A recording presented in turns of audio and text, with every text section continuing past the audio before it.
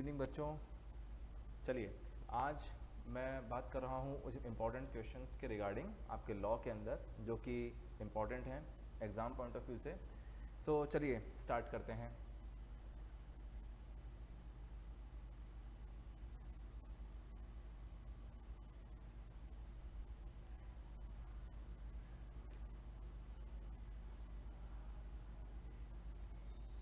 सबसे पहला टॉपिक जो आप लोगों के सामने है वो है एक प्राइवेट कंपनी का।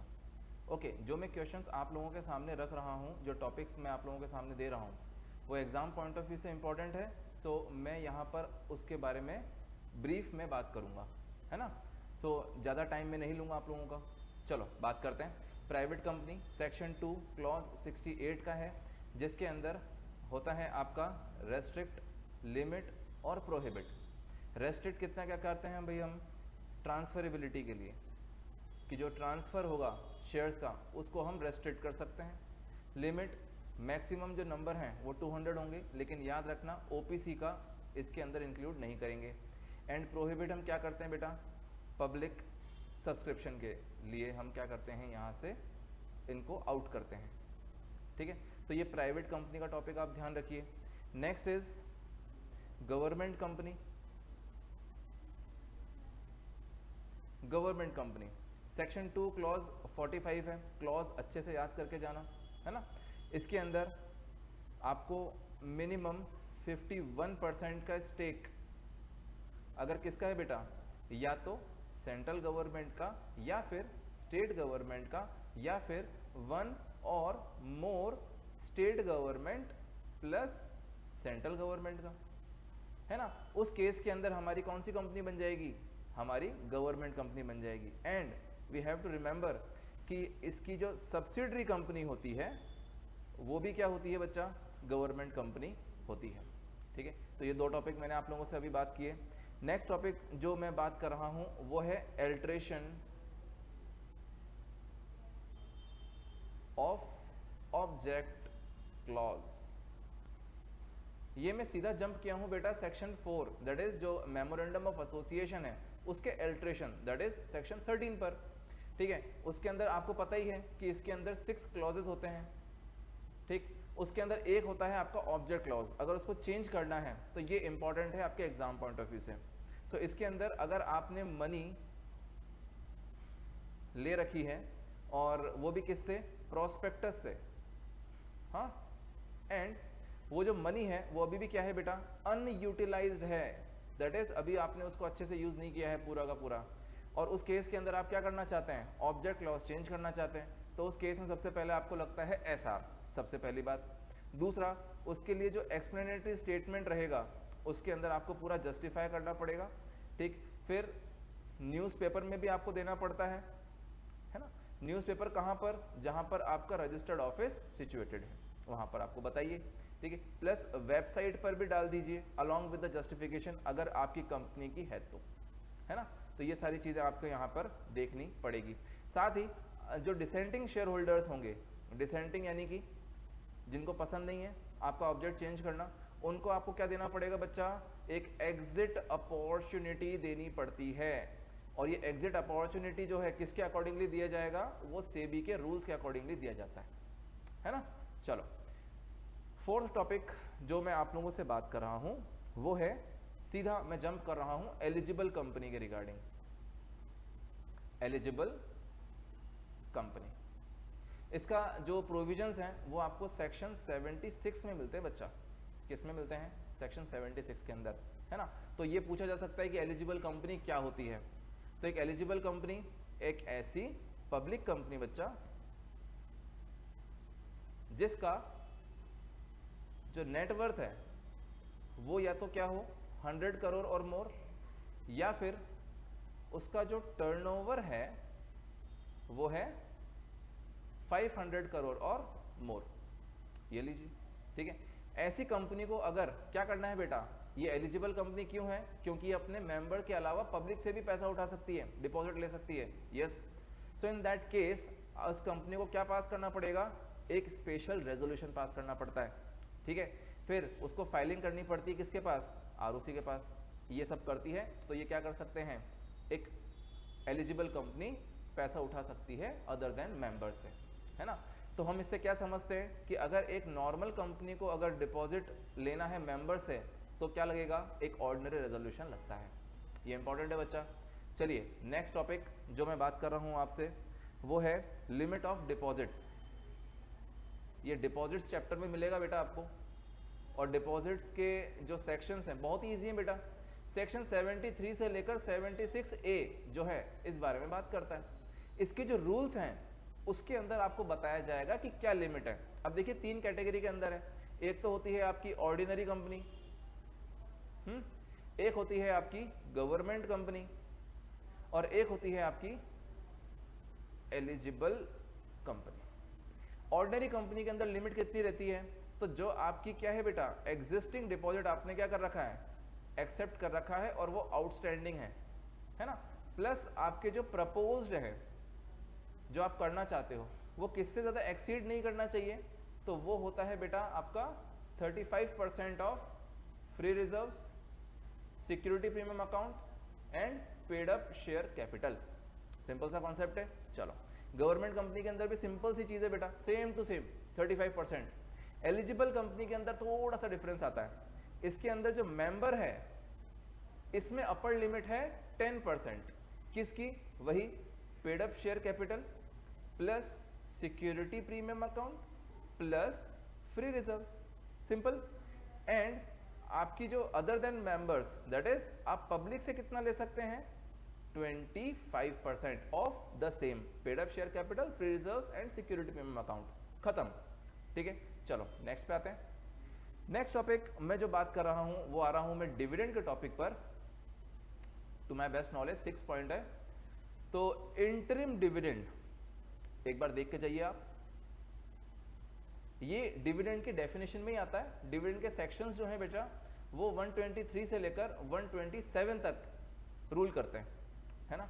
तो इसके अंदर 2 AGM के बीच में जो डिविडेंड अनाउंस किया जाता है उसे हम क्या कहते हैं, इंटरिम डिविडेंड कहते हैं। याद रखना डिविडेंड के ऊपर लगने वाले जो प्रोविजंस हैं वो सेम टू सेम किस पर अप्लाई होते हैं बच्चा, वो इंटरिम डिविडेंड पर भी अप्लाई होते हैं, है ना। इसके अंदर इंटरिम डिविडेंड डिक्लेयर करने की पावर किसके पास होती है सर, ये होती है बोर्ड के पास। क्लियर। तो सर इसका मतलब है कि नॉर्मल जो डिविडेंड होगा उसको अनाउंस करने की पावर किसके पास होती है, आपके मेंबर्स के पास। क्लियर हुआ। चलो नेक्स्ट पे आते हैं।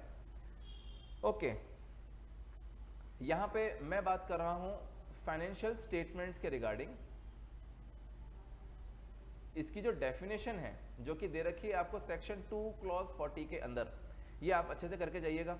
इसके अंदर बताते हैं कि क्या क्या फाइनेंशियल स्टेटमेंट्स की डेफिनेशन में इंक्लूड होता है। जैसे कि आपके बैलेंस शीट,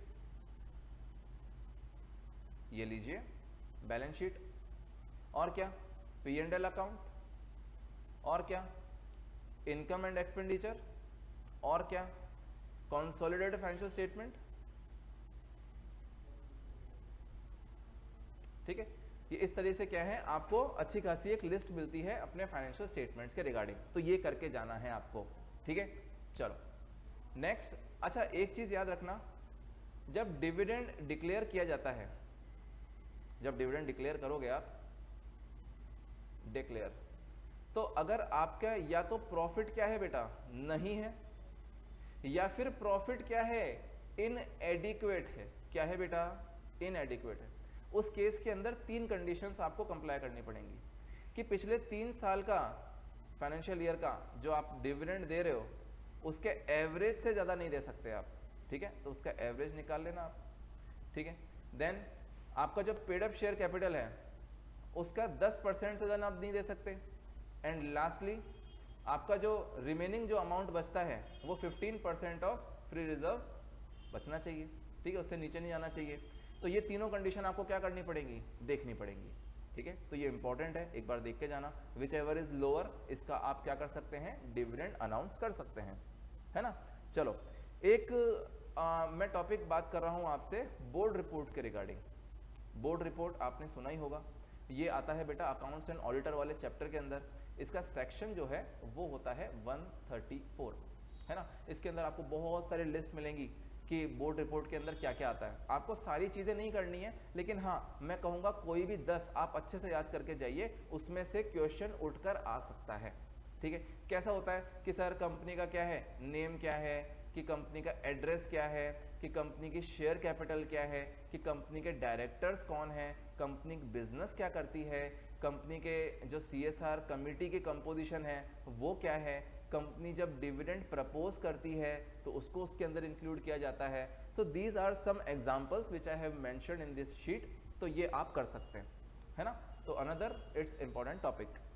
चलो नेक्स्ट, बहुत इंपॉर्टेंट है बेटा एग्जाम पॉइंट ऑफ व्यू से, इसकी हिस्ट्री रही है कि ये हमेशा एग्जाम में आया ही है, और ये टॉपिक है कॉर्पोरेट सोशल रिस्पॉन्सिबिलिटी, है ना। ये है सेक्शन 135, बहुत इंपॉर्टेंट है। इसके अंदर क्या कहता है कि कोई भी कंपनी अपने प्रीवियस फाइनेंशियल ईयर के अंदर अगर जिसका जो नेट वर्थ है वो कितना चला जाता है, 500 करोड़ या फिर उससे ज्यादा, या फिर उसका जो टर्नओवर है वो क्या चला जाता है बेटा, 1000 करोड़ या उससे ज्यादा, या फिर उसका जो नेट प्रॉफिट है, mark my words, net profit, सिर्फ प्रॉफिट नहीं, वो क्या जाता है बेटा 5 करोड़ या उससे ज्यादा। याद रखना ये और है इन सब के बीच में, तो फिर उस केस के अंदर उस कंपनी को क्या बनानी पड़ती है, CSR कमेटी बनानी पड़ती है। ठीक है, एक बार अगर आप इस पैरामीटर में फंसते हैं तो आपको क्या करना पड़ता है बच्चा, नेक्स्ट 3 साल तक क्या करना पड़ेगा, CSR कमेटी बनाए रखनी पड़ेगी, है ना। तो ये कुछ प्रोविजंस हैं, आप डेफिनेटली देख के जाइए, काम आएगा आपको। ठीक है, चलो नेक्स्ट जो टॉपिक मैं बात कर रहा हूं आपसे वो है ऑडिटर्स। ऑडिटर्स के अंदर जो सेक्शन 139 है जो अपॉइंटमेंट के रिगार्डिंग बात करता है, वो एक बार थोड़ा सा देख के जाना। इसके अंदर आपको देखने को मिलेगा कि कितने टाइम तक के लिए रहते हैं। तो आपकी जो फर्स्ट AGM होती है उसके अंदर रखते हैं, जो कि 6th AGM तक क्या रहेगा बच्चा, आपका ऑडिटर रहेगा। टर्म कितना रहता है, तो सर हमको पता है कि या तो इंडिविजुअल की तरह अपॉइंट करते हैं आप, या फिर फर्म को अपॉइंट करते हैं। तो अगर इंडिविजुअल को अपॉइंट करेंगे तो एक टर्म के लिए वो रहता है, और सर एक टर्म में कितने साल आते हैं सर, 5 कॉन्जिक्यूटिव फाइनेंशियल ईयर्स। ठीक है, अगर फर्म है तो फिर उसको 2 टर्म तक आप रख सकते हैं उसको, जो कि कितना रहता है बेटा, 10 कॉन्जिक्यूटिव फाइनेंशियल ईयर्स। ठीक है, इन टोटल एक टर्म 5 साल का है तो 2 टर्म 10 साल के हो गए। क्लियर हुआ। रेस्टिंग पीरियड कितना होता है भाई, एक बार अगर आपने अपॉइंट हो गए तो कितने टाइम के लिए रेस्ट करना पड़ेगा आपको, वही 5 साल के लिए आपको रेस्ट करना पड़ता है। ठीक है, तो ये जो कुछ प्रोविजंस हैं इसके अंदर क्वालिफिकेशंस डिसक्वालिफिकेशंस आपको देखने को मिलेंगी, प्लीज एक बार देख के जाइएगा। ठीक है, नेक्स्ट टॉपिक जो इंपॉर्टेंट है एग्जाम पॉइंट ऑफ व्यू से, which is removal of auditors. इसके अंदर कंपनी को क्या करना पड़ता है, सबसे पहले सेंट्रल गवर्नमेंट को एक एप्लीकेशन देनी पड़ती है। ठीक है, सेंट्रल गवर्नमेंट को एप्लीकेशन दो। सेंट्रल गवर्नमेंट अगर इसके अंदर अपनी अप्रूवल देती है, आपको क्या देती है बच्चा, अप्रूवल, तो फिर उस केस के अंदर आपको, जब से आपको अप्रूवल मिलती है उसके कितने दिनों के अंदर अंदर, 60 डेज के अंदर अंदर आपको कौन सा रेजोल्यूशन पास करना पड़ता है, स्पेशल रेजोल्यूशन पास करना पड़ता है। और स्पेशल रेजोल्यूशन जब पास करेंगे तब उस इंसान को, भले मानुस को क्या देंगे हम, reasonable opportunity of being heard देंगे। सिंपल सी बात है। और फिर क्या कर दीजिए, उसको हटा दीजिए, कोई दिक्कत नहीं है। और आरओसी वगैरह को आप बता सकते हैं फिर, ठीक, और आरओसी को आप फाइलिंग कर दीजिए। So this is the thing is all about. चलो नेक्स्ट जो टॉपिक है वो है क्वालिफिकेशन ऑफ इंडिपेंडेंट डायरेक्टर। अब देखो ये जो टॉपिक है क्वालिफिकेशन ऑफ इंडिपेंडेंट डायरेक्टर, अब अपन डायरेक्टर में एंटर हो चुके हैं बेटा। इंडिपेंडेंट डायरेक्टर सेक्शन कौन सा है इसका, सेक्शन तो देखो वह है 149, उसके अंदर बात करता है सबसेक्शन 6, जो इसकी क्वालिफिकेशंस और डिस्क्वालिफिकेशंस आपको देखने को मिलेंगी। अब अगर देखा जाए तो इसकी क्वालिफिकेशंस और डिस्क्वालिफिकेशंस बहुत सारी हैं। ठीक है, नेगेटिव सेंस के अंदर है ज़्यादातर कि इसका जो आपका जो कैंडिडेचर है या फिर उसके जो रिलेटिव हैं वो क्या नहीं होने चाहिए बेटा, आपकी कंपनी के अंदर प्रमोटर के ऊपर प्रमोटर नहीं होने चाहिए, डायरेक्टर नहीं होने चाहिए, एम्प्लॉइज नहीं होने चाहिए, उनका मटेरियल रिलेशनशिप नहीं होना चाहिए, पेक्यूनरी रिलेशनशिप नहीं होना चाहिए, सप्लायर नहीं होने चाहिए, फर्म्स जिसके अंदर हमारा डायरेक्टर ही क्या है, वहां पे पार्टनर या एम्प्लॉय है, तो उसका हिसाब से उसका कनेक्शन नहीं होना चाहिए। And not with the only with the point of view of company but the company's subsidiary, also the company associate as well as company's holding company. ठीक है, तो न सिर्फ हमारी कंसर्न्ड कंपनी के अंदर जिसके अंदर वो डायरेक्टर बनना चाहता है उसमें ही नहीं, उसकी सब्सिडरी कंपनी, एसोसिएट कंपनी और होल्डिंग कंपनी के अंदर भी कोई उसका रिलेशनशिप नहीं होना चाहिए। तो ये जो क्वालिफिकेशन हैं देख कर जाइए, ये एमसीक्यू के पॉइंट ऑफ व्यू से और फिल इन द ब्लैंक्स के पॉइंट ऑफ व्यू से इंपॉर्टेंट है ना। चलो नेक्स्ट बात करते हैं अपन। नेक्स्ट है retirement of director. Retirement of director, देखिए जो रिटायरमेंट ऑफ डायरेक्टर का टॉपिक है बेटा, ये स्पेसिफिकली आपको कहीं मिलेगा नहीं, ये एक्चुअली एक सेक्शन है 152, उसके अंदर बेसिकली अपॉइंटमेंट के साथ साथ इसके रिटायरमेंट की भी बात कर रहा है। तो ये बहुत ही इंपॉर्टेंट है एग्जाम पॉइंट ऑफ व्यू से।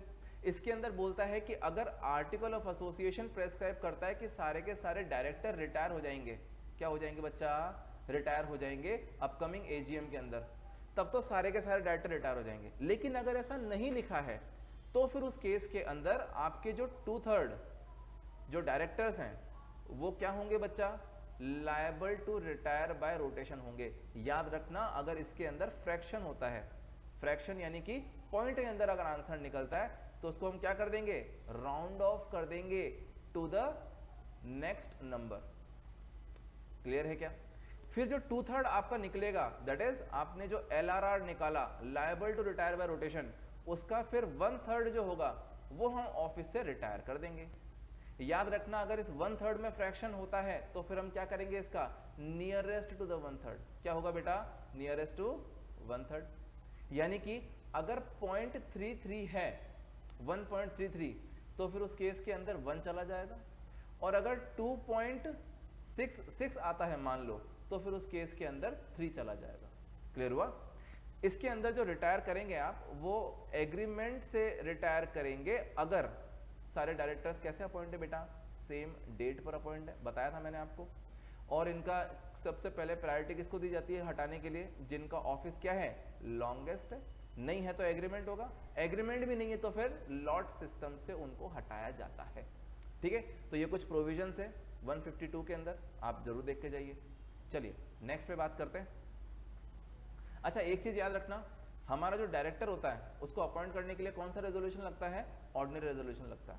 ठीक है, और अगर उसको आप अपॉइंट करने के लिए तो क्या लग रहा है, ऑर्डिनरी रेजोल्यूशन। और अगर उसको रिजाइन या रिमूव करना है, क्या करना है बच्चा, रिमूव, तो भी कौन सा रेजोल्यूशन लगता है, एक ऑर्डिनरी रेजोल्यूशन ही लगता है। ठीक है, ये अपॉइंट कहां पर होते हैं सर, क्योंकि रेजोल्यूशन ऑर्डिनरी है तो ये कहां पर होते हैं, जनरल मीटिंग के अंदर अपॉइंट होते हैं। किसके अंदर बेटा, जनरल मीटिंग में अपॉइंट होते हैं, सिंपल कॉन्सेप्ट है। चलिए नेक्स्ट बात कर लेते हैं। इसके अंदर नेक्स्ट जो चीज अपन बात कर रहे हैं वो है alternate director. Alternate director section कौन सा है, अगर आपका सेक्शन का आंसर 160 है, इसमें भी स्पेसिफिकली सबसेक्शन अगर 2 है तो फिर आप सही हैं। ठीक है, 161 सबसेक्शन 2। इसके अंदर देखिए, अल्टरनेट डायरेक्टर के अंदर आर्टिकल ऑफ एसोसिएशन अगर आपको अलाउ करता है तो फिर उस केस के अंदर हमारे बोर्ड ऑफ डायरेक्टर के पास ये पावर आती है कि वो एक बोर्ड मीटिंग कंडक्ट करवाकर एक ऐसे पर्सन को, किसी भी पर्सन को हम क्या कर सकते हैं, appoint as an additional alternate director appoint कर सकते हैं। ठीक है, किसके प्लेस पर बेटा, ओरिजिनल डायरेक्टर की प्लेस पर, जो कि कहां गया हुआ है, आउट ऑफ इंडिया गया हुआ है, वो भी कितने टाइम तक के लिए, मिनिमम 3 महीने के लिए। और इसका टेन्योर कितना रहेगा, टेन्योर कब तक रहेगा बेटा, जब तक हमारा ओरिजिनल डायरेक्टर जो है वो क्या करता है, रिटर्न करता है इंडिया के अंदर। तो ये कुछ प्रोविजंस आपको मिलेंगे, प्लीज देख के जाइए, फायदा होगा। Next, appointment of SSD. Appointment of SSD यानी कि appointment of small share holder director. पूछा जा सकता है कि स्मॉल शेयर होल्डर कौन होता है, तो इसके अंदर जिसकी नॉमिनल वैल्यू ऑफ शेयर किससे ज़्यादा नहीं है बेटा, 20,000 से ज़्यादा नहीं है, that is maximum up to यहाँ तक ही है, तो फिर वो क्या कहलाता है, small share holder. Small share holder. And small share holder यहाँ पर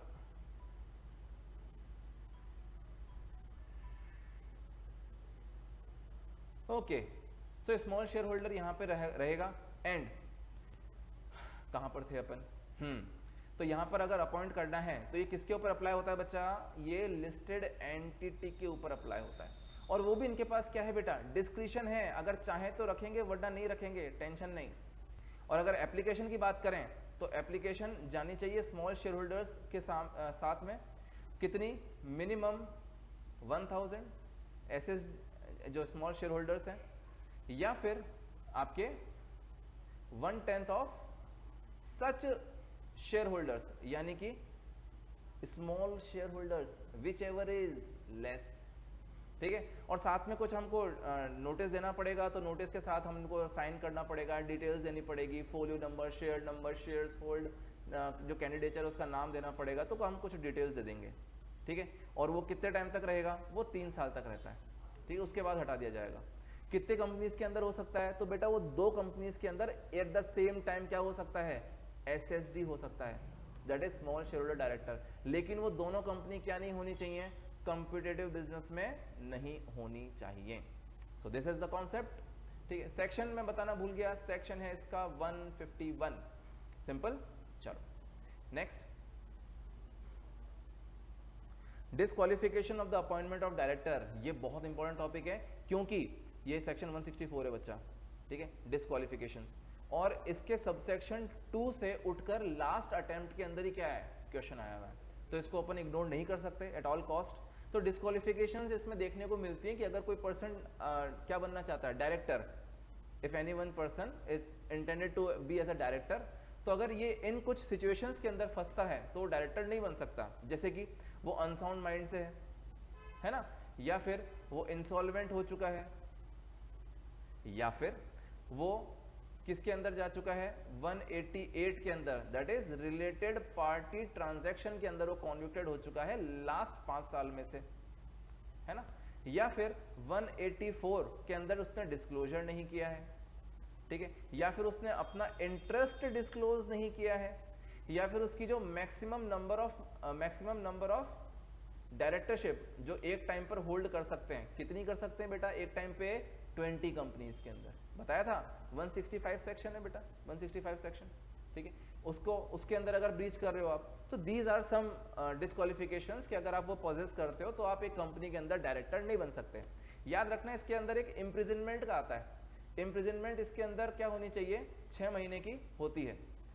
तो फिर उस केस के अंदर कब तक नहीं कर सकते आप, 5 ईयर तक क्या नहीं कर सकते बेटा, आप किसी भी कंपनी में डायरेक्टर नहीं बन सकते। और अगर 7 ईयर्स या फिर उससे ज्यादा अगर आपका इम्प्रिजनमेंट है तो फिर आप लाइफ टाइम डिस्क्वालिफाइड हैं डायरेक्टर बनने के लिए किसी भी कंपनी के अंदर। क्लियर हुआ, ये चीजें हैं, तो ये करके जाइए आप। चलो नेक्स्ट जो चीज मैं आप लोगों से बात कर रहा हूं वो इसी से ही जुड़ता हुआ चीज है, वो है 167, that is vacation of office. Vacation of office, इसके अंदर जो आपका डायरेक्टर है जो कि होल्ड कर रहा है डायरेक्टरशिप, अगर वो कुछ सिचुएशंस के अंदर गिरता है, दैट इज 164 के डिस्क्वालिफिकेशंस में आता है ना, या फिर इम्प्रिजनमेंट के अंदर आता है, या फिर इंटरेस्ट डिस्क्लोज नहीं करता है, तो फिर इन सब सिचुएशंस के अंदर उसको अपना ऑफिस वेकेट करना पड़ता है। अगर नहीं वेकेट करेगा तो उसके ऊपर पेनल्टी लगती है, एज सिंपल एज दैट, है ना। तो ये चीजें हैं।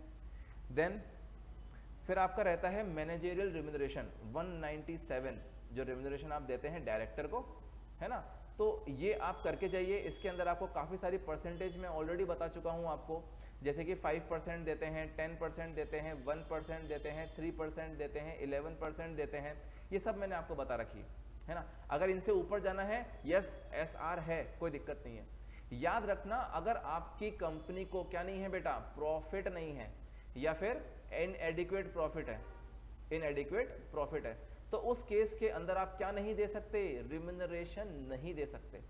क्या दे सकते हैं बेटा, हम सिटिंग फीस दे सकते हैं, कोई दिक्कत नहीं है, आप सिटिंग फीस दीजिए, कोई दिक्कत नहीं है ना। तो ये जो सेक्शन है ये इंपॉर्टेंट है, आ सकता है इससे प्रैक्टिकल क्वेश्चन आ सकता है, फिल इन द ब्लैंक्स आ सकते हैं, है ना। चलो नेक्स्ट है 179, जो कि बात करता है regarding the power of board. यहाँ पे बस ये इतना कहता है कि बोर्ड के पास ये पावर है, कुछ हम पावर्स देते हैं उनको, वो मिल सकती है आपको मेमोरेंडम ऑफ एसोसिएशन से, आर्टिकल ऑफ एसोसिएशन से, आपको एक्ट से मिल सकती हैं, और कुछ रेस्ट्रिक्शंस भी हम लगा सकते हैं। और यहाँ पे जो पावर्स आपको अगर एक्सरसाइज करनी है तो आपको क्या करना पड़ेगा, एक बोर्ड मीटिंग कंडक्ट करवानी पड़ेगी। ऐसे नहीं कर सकते, बोर्ड मीटिंग बुलानी पड़ती है ना। कौन कौन से ऐसे मैटर्स हैं, जैसे कि मान लीजिए आपको बोरो करना है फंड को, उस केस के अंदर आपको बोर्ड मीटिंग बुलानी पड़ेगी।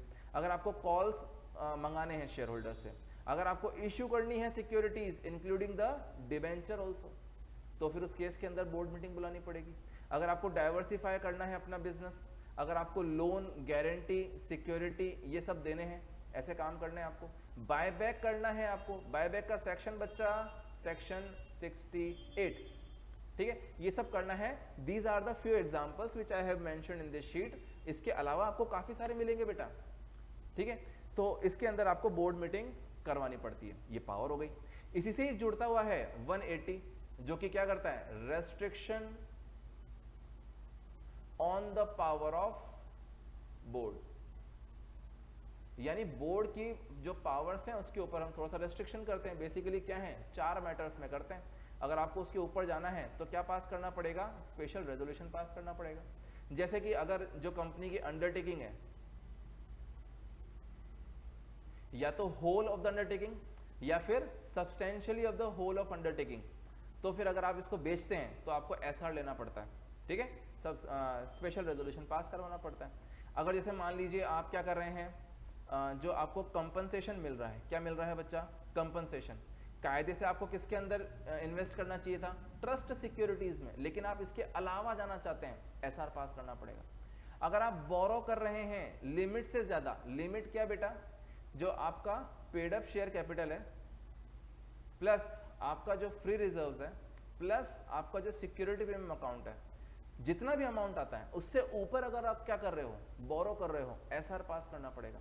एंड लास्टली जो रेमिटेंस है डायरेक्टर की तरफ से, उसके रिगार्डिंग अगर आपको एडिशन करना है टाइम का, तो फिर आपको एसआर लगता है। ये 4 चीजें बताता है, ठीक है। और रेस्ट्रिक्शंस आप कैसे डाल सकते हैं, एमओएस में डाल सकते हैं, एओए में डाल सकते हैं, जनरल मीटिंग में रेजोल्यूशन पास करके डाल सकते हैं, by the way of act डाल सकते हैं। तो ये हमारे पास कुछ पावर्स हैं, ठीक है।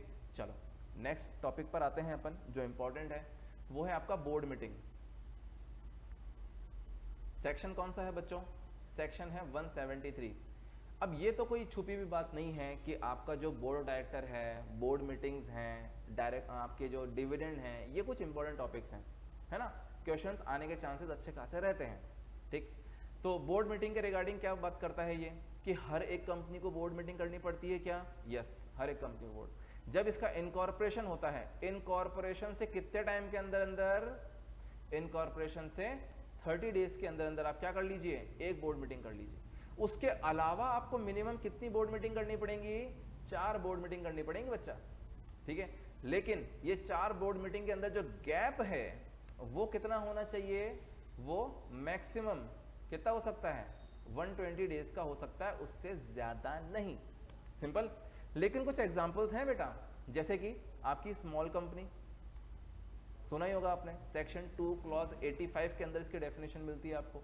फिर एक डोरमेंट कंपनी, ठीक है, या फिर अपने ओपीसी, ये जो 3 तरह की कंपनी होती हैं, इनको साल के अंदर कितनी करनी पड़ती है, कम से कम 1 करनी पड़ती है हाफ कैलेंडर ईयर में, यानी 6 महीने में 1, तो हम क्या कह सकते हैं, 2 करनी पड़ेगी आपको बोर्ड मीटिंग। इसके अंदर जो गैप होता है वो मिनिमम कितना रखना पड़ता है आपको, 90 डेज का मिनिमम गैप रखना पड़ता है बेटा, क्लियर हुआ, चलो सिंपल सी चीज है, इसमें क्या घबराने वाली बात है, ठीक है। नोटिस वगैरह भी देना पड़ता है, नोटिस का याद रखना, नोटिस कितने दिन का जाता है सारे डायरेक्टर्स को, मिनिमम 7 डेज का तो जाता है कि नहीं जाता है, जाता है। सर क्या हम शॉर्टर नोटिस पर रख सकते हैं क्या मीटिंग को, यस रख सकते हो, कोई दिक्कत नहीं है, लेकिन उसके प्रोविजंस हैं बेटा, ठीक है। उसको क्या करवाना पड़ता है, उसको रेटिफाई करवाना पड़ता है, किससे, एटलीस्ट एक इंडिपेंडेंट डायरेक्टर से, अगर आपकी कंपनी में है तो, ठीक है। तो ये आप देख के जाइए। चलो नेक्स्ट देखते हैं, सेक्शन 174, ठीक है, जो किसके बारे में बात करता है, आपके कोरम के रिगार्डिंग बात करता होगा, है ना। इसके अंदर आपको वही 1/3 जो है, 2/3 जो आपको क्या चाहिए, इसकी कोरम चाहिए, या फिर 2 director, whichever is higher. ये लगता है आपको? ठीक है, कोरम के अंदर काफी सारे प्रोविजंस दे रखे हैं, मैं इतना एक्सप्लेन नहीं कर सकता, लेकिन हाँ इतना मैं आपको बता देता हूं। अच्छा, एक चीज और बताता हूं कि अगर आपके जो इंटरेस्टेड डायरेक्टर हैं, इंटरेस्टेड डायरेक्टर्स अगर क्या होते हैं बच्चा, या तो इक्वल टू हो जाते हैं या फिर एक्सीड हो जाते हैं 2/3 ऑफ दी आपके टोटल नंबर ऑफ डायरेक्टर्स से, ठीक है, तो फिर उस केस के अंदर जो रिमेनिंग डायरेक्टर्स हैं, कौन से डायरेक्टर्स बेटा, रिमेनिंग डायरेक्टर्स, जो कि क्या हैं, नॉट इंटरेस्टेड, है ना, और वो मिनिमम कितने होने चाहिए, मिनिमम होने चाहिए 2, which is not less than 2, तो फिर ये मिनिमम 2 डायरेक्टर्स क्या बना देंगे, कोरम बना देंगे बोर्ड मीटिंग के लिए, है ना, ये सब चीजें। चलो नेक्स्ट टॉपिक पे आते हैं अपन।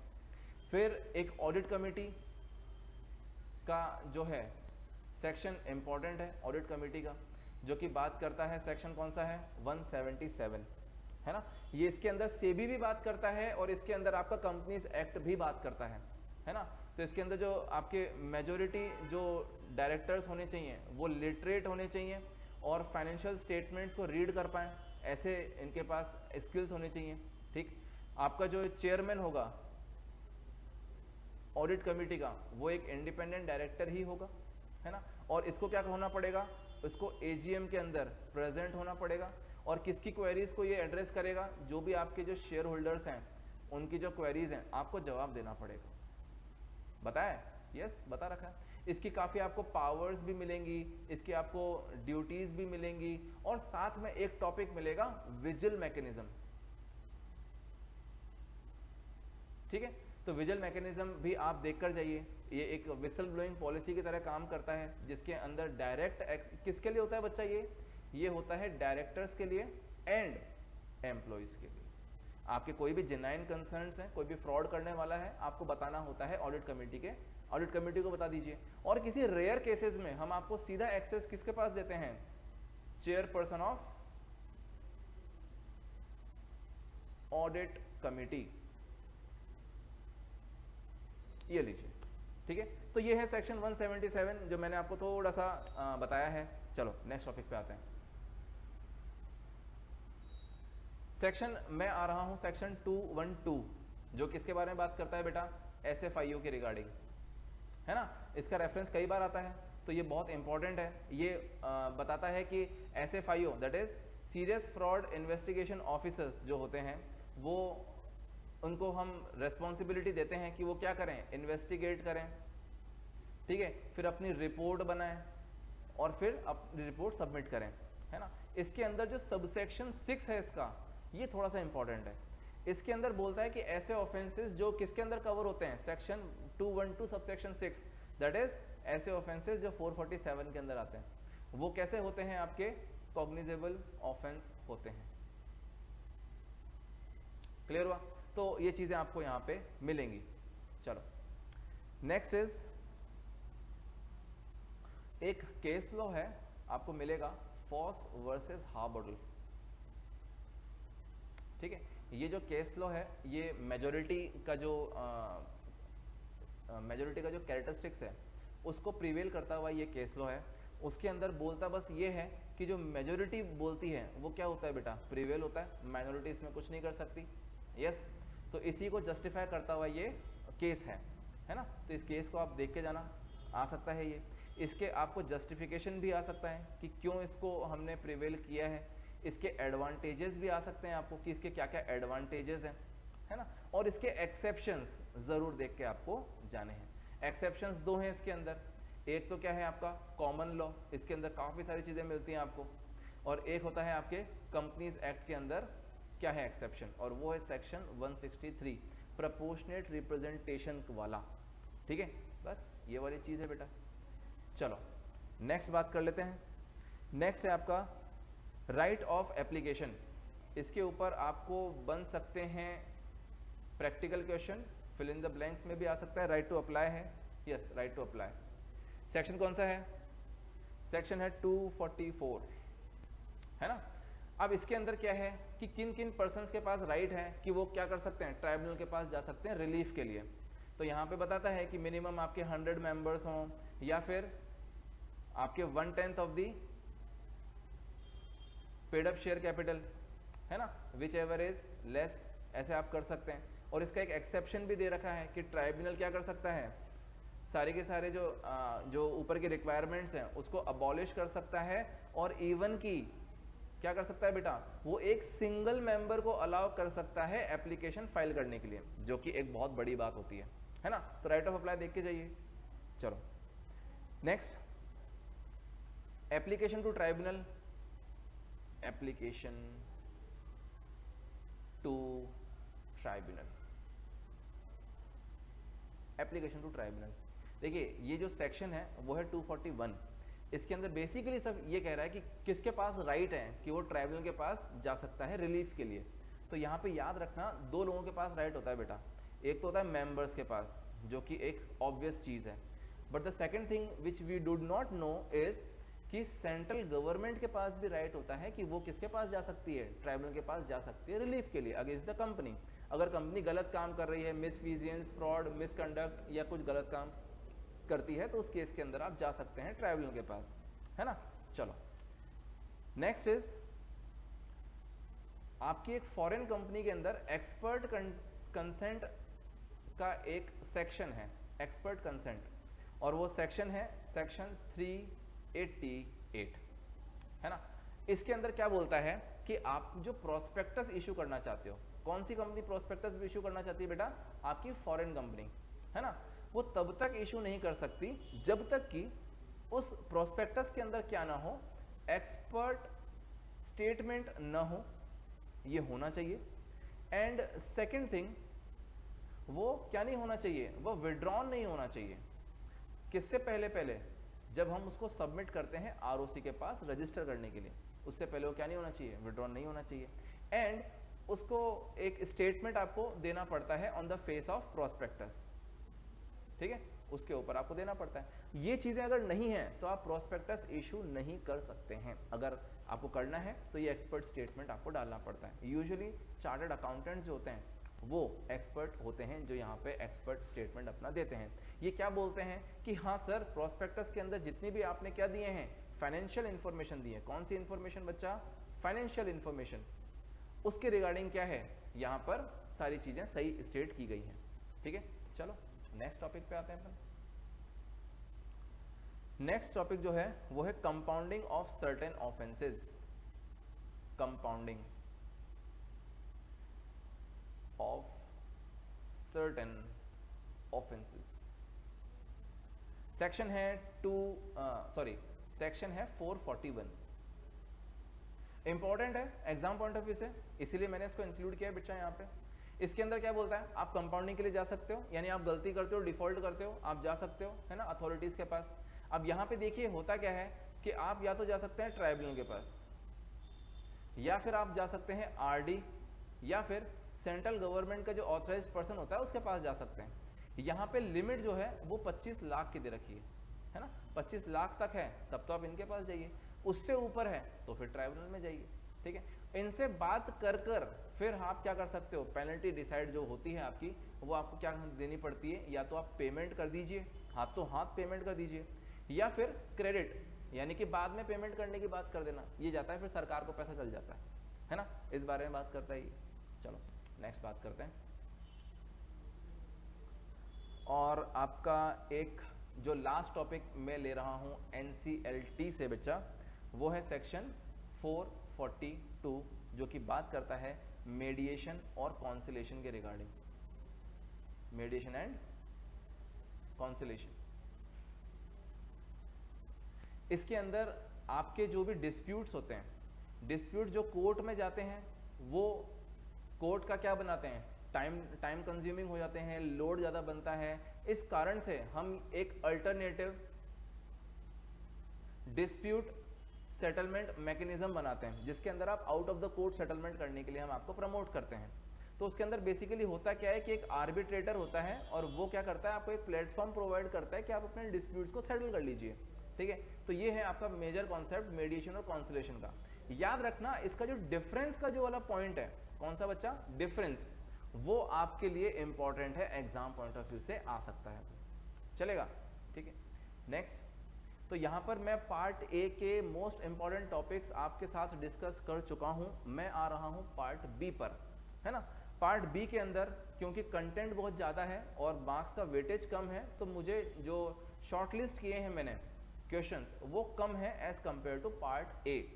इसके अंदर जो सेबी है उसके अंदर अपील टू द सेट, वो आपको देखना है कि आप 45 डेज के अंदर आप जाते हैं, जब ऑर्डर मिलता है, जब आपको रिसीव होता है बच्चा ऑर्डर, तो आप किसके पास जा सकते हैं, सेट के पास जा सकते हैं।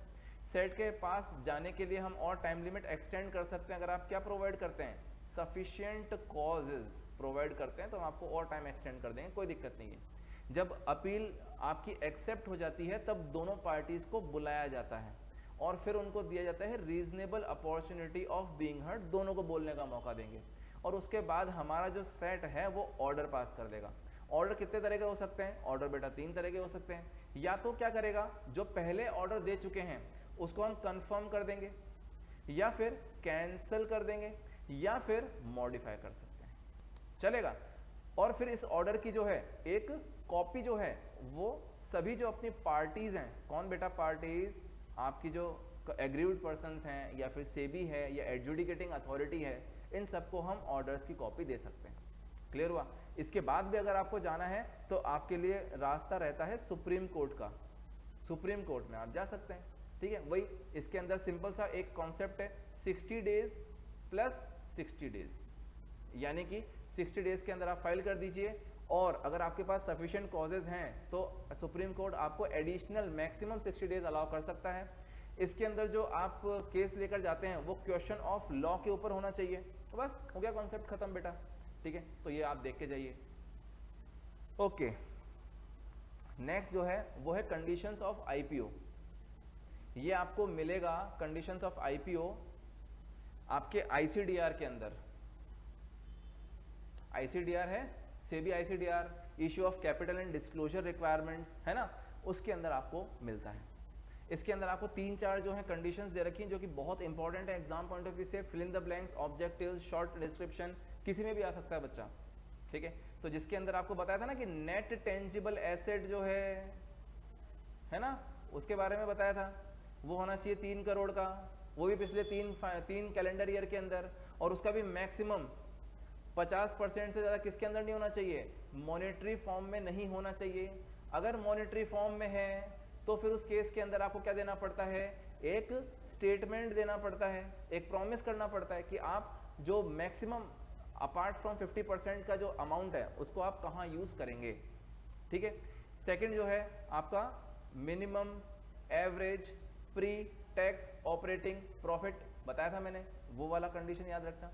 फिर नेटवर्थ वाला कंडीशन 1 करोड़ होनी चाहिए पिछले 3 कैलेंडर ईयर के अंदर, वो वाला याद रखना।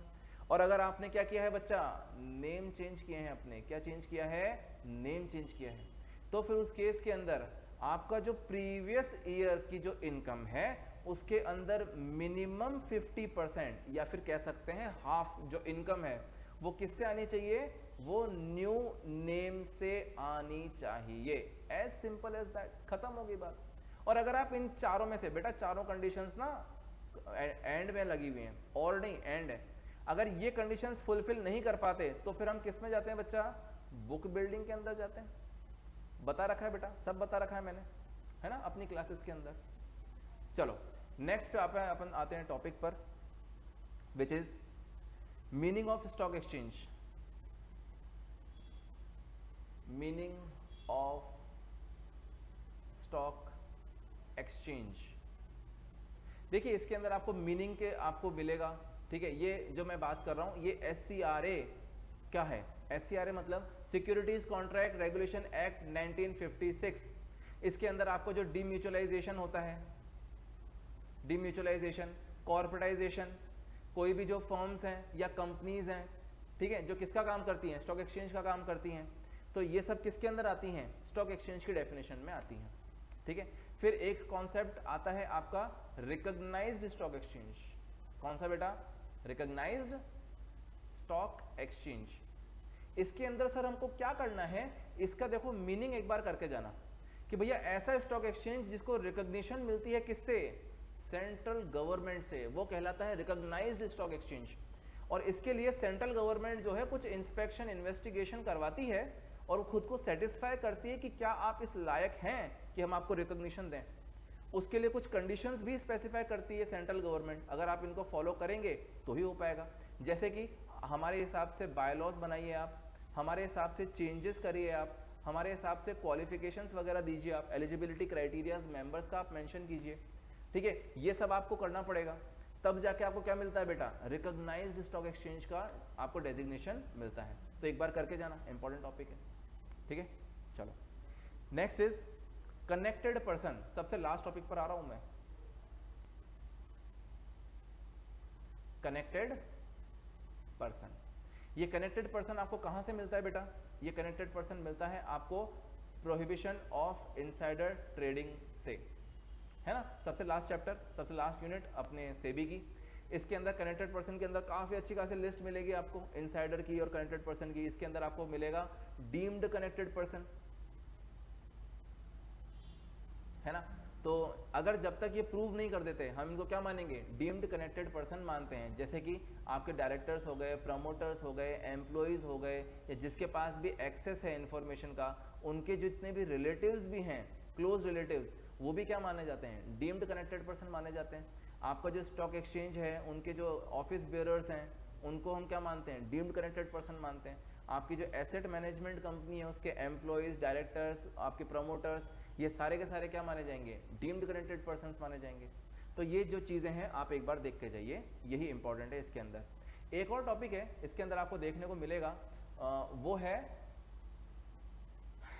कौन सा टॉपिक है, चलो छोड़ो। नेक्स्ट जो टॉपिक मैं आपसे बात कर रहा हूं वो है अपने कंपटीशन एक्ट के अंदर से, कंपटीशन एक्ट। अगेन ये एक इंपॉर्टेंट टॉपिक है बेटा, पार्ट बी में से, है ना। इसके अंदर से देखो मैं कुछ टॉपिक्स आपसे डिस्कस कर रहा हूं, वो आप जरूर देख के जाइए। सबसे पहले ऐसे फैक्टर्स जिससे हम डिसाइड करते हैं कि एक कंपनी या एक एंटरप्राइज क्या एंजॉय कर रही है, डोमिनेंट पोजीशन एंजॉय कर रही है। क्या कर रही है बेटा, डोमिनेंट पोजीशन एंजॉय कर रही है। जैसे कि उसका मार्केट का स्ट्रक्चर हम देखेंगे, ठीक है। कॉम्पिटिटर्स की हम हैसियत देखेंगे कि कॉम्पिटिटर्स का कितना इकोनॉमिक पावर है। हम कंज्यूमर की डिपेंडेंसी देखते हैं कि कंज्यूमर कितना डिपेंडेंट है उसके ऊपर। फिर हम बार्गेनिंग पावर देखते हैं उसकी, है ना। ये कुछ पॉइंट्स हैं जो कि इसके अंदर आते हैं, ठीक है। तो ये फैक्टर्स जो डोमिनेंट पोजीशन के रिगार्डिंग है। नेक्स्ट, डोमिनेंट पोजीशन आप क्या कर रहे हैं बेटा, अब्यूज कर रहे हैं। ये काफी सिमिलर से लगते हैं दोनों चीज, लेकिन अलग अलग हैं, पॉइंट्स बिल्कुल अलग अलग हैं इसके जो फैक्टर्स हैं ये भी आपको देखने चाहिए। डोमिनेंट पोजीशन को अब्यूज कर रहे हैं, ऐसे कौन से फैक्टर्स हैं, ठीक है। तो ये चीजें आपको देखनी चाहिए। इसी के साथ आपको एक और टॉपिक देखने को मिलेगा, जैसे कि कॉम्बिनेशन के रिगार्डिंग। कॉम्बिनेशन आप समझते ही हैं कि जब दो एंटरप्राइज क्या होती हैं, मिलती हैं, जिसका एक ही पर्सन का कंट्रोल है और वो एक ट्रिगर लिमिट क्या करता है, ट्रिगर कर देता है, तो वो कॉम्पिटिशन एक्ट 2002 के अकॉर्डिंगली कॉम्बिनेशन माना जाएगा और फिर उसको नोटिस देना पड़ता है। तो कॉम्बिनेशन का एप्रिशिएबल एडवर्स इफेक्ट, कॉम्बिनेशन का एप्रिशिएबल एडवर्स इफेक्ट पड़ रहा है किसके ऊपर, रिलेवेंट मार्केट के ऊपर, जो कि कहां पर है, इंडिया में। उसके जो फैक्टर्स आपको दिए रखे होंगे, ठीक है, कि आप जो है बहुत ज्यादा प्राइजेस चार्ज कर रहे हो, आपके जो इफेक्टिव कॉम्पिटिटर्स हैं वो क्या हो चुके हैं, आउट हो चुके हैं मार्केट से। ये लीजिए, इफेक्टिव कॉम्पिटिटर्स जो हैं वो आउट हो चुके हैं मार्केट से। या फिर आपके जो आप जो कॉम्बिनेशन कर रहे हो उसके एडवर्स एडवांटेज चल रहे हैं, सॉरी एडवर्सिटीज हैं ज़्यादा एडवांटेज से ज़्यादा। तो ये कुछ फैक्टर्स हैं जो आपको देखने चाहिए, ये आपको मिलेंगे। एक और टॉपिक मिलेगा आपको, एप्रिशिएबल एग्रीमेंट्स। एग्रीमेंट जिनका एप्रिशिएबल एडवर्स इफेक्ट पड़ता है अंदर रिलेवेंट मार्केट इन इंडिया, है ना। तो ऐसे एग्रीमेंट जो कि एंटी कॉम्पिटिटिव एग्रीमेंट्स है, कौन से बच्चा, एंटी कॉम्पिटिटिव एग्रीमेंट्स हैं। तो फिर उस केस के अंदर आपको कई सारी चीजें मिलेंगी, जैसे काफी हम बैरियर्स क्रिएट कर रखा है हमने, या फिर हम हिंड्रेंस क्रिएट कर रखे हैं हमने न्यू एंट्रेंट्स के लिए, या फिर हमने जो बेनिफिट्स हैं वो अक्रू हो रहे हैं लेकिन हम पास ऑन नहीं कर रहे हैं, या फिर जो टेक्नोलॉजिकल एडवांसमेंट है वो आगे नहीं कर रहे हैं। टेक्नोलॉजिकल एडवांसमेंट किसके अंदर बच्चा? टेक्नोलॉजिकल एडवांटेज आपके प्रोडक्शन के अंदर या फिर मार्केटिंग या सप्लाई के अंदर जो है वो आप आगे पास ऑन नहीं कर रहे हो, ठीक है, या फिर आप जो प्राइजेज हैं वो अलग अलग चेंज कर रहे हो, ठीक। इसके अंदर कुछ टॉपिक्स हैं जैसे कि बिड रिगिंग हो गए, बिड रिगिंग, ठीक है, ये एक बार आप देख के जाइए, ये एक इंपॉर्टेंट टॉपिक है, ठीक है। दूसरा आपका जो है कॉम्बिनेशन की डेफिनेशन, ये देखिए जाइए, acquisition, and most important among all enterprises, ये एक बार देख के जाइए। एंटरप्राइजेस की काफ़ी डिटेल्ड डेफिनेशन है, मैंने अच्छे से समझा रखी है आपको अपने वीडियोस के अंदर, तो आप जाके देख सकते हैं, है ना।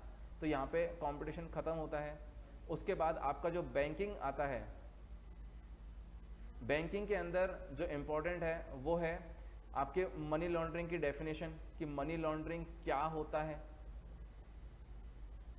तो जो गलत तरीके से काम से जो हम पैसा अर्न करते हैं, दैट इज जो क्रिमिनल एक्टिविटीज हैं, क्या है बच्चा? क्रिमिनल एक्टिविटीज,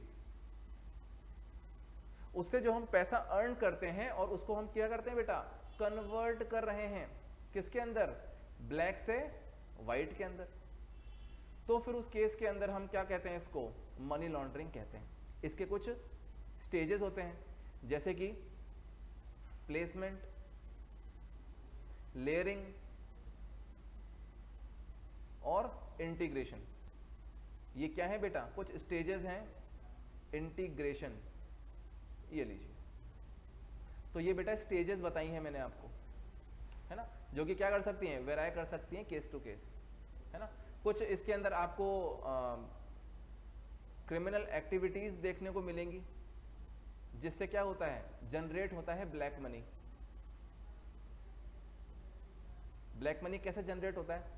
जैसे कि जो बुलियन ज्वेलरी होती है, बुलियन ज्वेलरी, गोल्ड, इनकी स्मगलिंग करके करप्शन से, या फिर आपकी क्रिमिनल एक्टिविटीज से,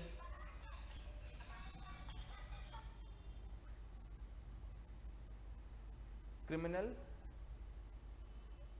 एक्टिविटीज से,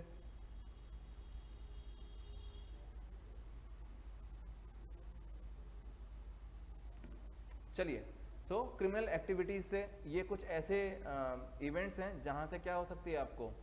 आपको ब्लैक मनी का जनरेशन होता है, ठीक है। Next is insurance. इंश्योरेंस के अंदर आप देख के जाइए, जो आपका इंश्योरेंस के अंदर आप देख सकते हैं, आपके जो इंश्योरेंस एजेंट है उसके रिगार्डिंग आप देख के जाइए, है ना। इंश्योरेंस एजेंट कौन होते हैं, उनके डेफिनेशन एक बार देख के जाइए। यहाँ पे कंट्रोलर कौन होता है? आपका IRDA। IRDA जो है ये आपकी यहाँ पर अथॉरिटी होती है, ठीक है। ये सारी चीज़ें आपको देखने को मिलेंगी। एंड लास्ट जो पार्ट है इसके अंदर वो आता है आपका इसके अंदर part C, which is corporate governance. बच्चा अब देखो, कॉर्पोरेट गवर्नेंस जो है, अगर बहुत ऑनेस्टली बोलूँ ना, अब यहाँ पे प्रॉब्लम क्या है कि आपका जो पार्ट A है एंड आपका जो पार्ट B है, ये इन दोनों का जो मिक्सचर है ये किसके अंदर जाता है? पार्ट C के अंदर जाता है। तो इसके अंदर आपको आपका जो डायरेक्टर है, ऑडिटर्स हैं, अकाउंट्स हैं, ये आपको, और जो आपकी बोर्ड मीटिंग्स हैं, है ना, ये सारे चैप्टर्स आपको अच्छे से आने चाहिए। एंड पार्ट B के अंदर से आपका जो सेबी का जो पोर्शन है वो आपको अच्छे से आना चाहिए। तो आपका कॉर्पोरेट गवर्नेंस का जो फर्स्ट चैप्टर का जो टॉपिक है कॉर्पोरेट गवर्नेंस, वो ऑलमोस्ट क्लियर हो जाएगा। बट स्टिल अगर आपको उसके अंदर इंपॉर्टेंट चाहिए, तो जैसे कि duality of on board share, ये टॉपिक एक बार करके जाइए आप, है ना। एब्सेंटी शेयर होल्डर,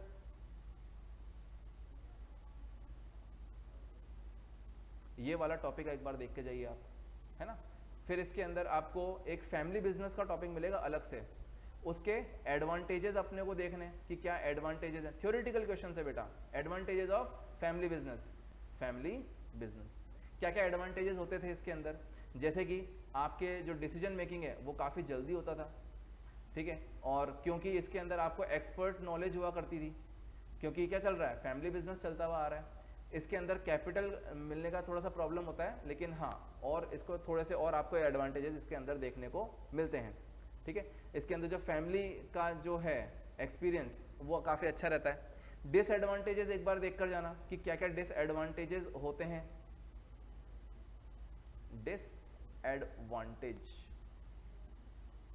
डिसएडवांटेज क्या हो सकता है बच्चा इसके अंदर, कि भाई हमारे जो कैपिटल को अरेंज करने के में बहुत प्रॉब्लम होती है, हमारा जो ह्यूमन रिसोर्स है, या फिर हम क्या कह सकते हैं बेटा इसको, आपका जो एम्प्लॉयज़ हैं उनको रिटेन करने में हमें बहुत प्रॉब्लम होती है। फिर हमें जो सक्सेशन प्लान होता है, क्या होता है बच्चा, सक्सेशन प्लान, उसको बनाने में काफ़ी दिक्कत होती है। ठीक है, so these are the disadvantages of the family business. Family business के थोड़े से एग्जाम्पल्स देख कर जाना आप,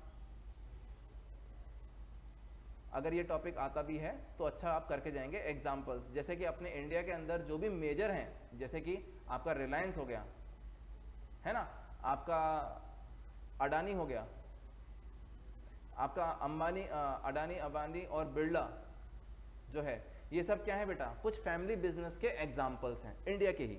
ठीक है, बाहर के देशों को भी आपके काफ़ी सारे मिलेंगे, इवन कि पाकिस्तान और आपके जर्मनी, इन सब के मिलते हैं आपको, है ना।